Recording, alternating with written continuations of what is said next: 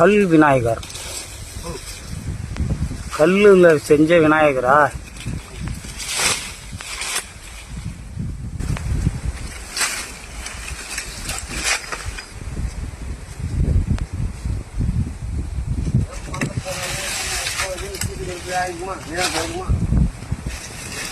எதை எடுத்தாங்க போட்டாங்க, அதை ரெண்டாவது கண்டுக்கவே இல்லை.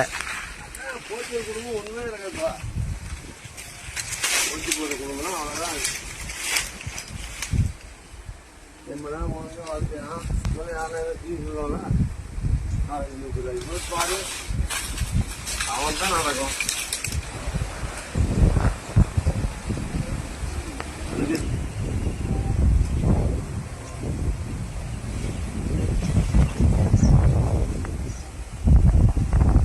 மேலே போய் எடுத்தா நல்லா இருக்கும் போல.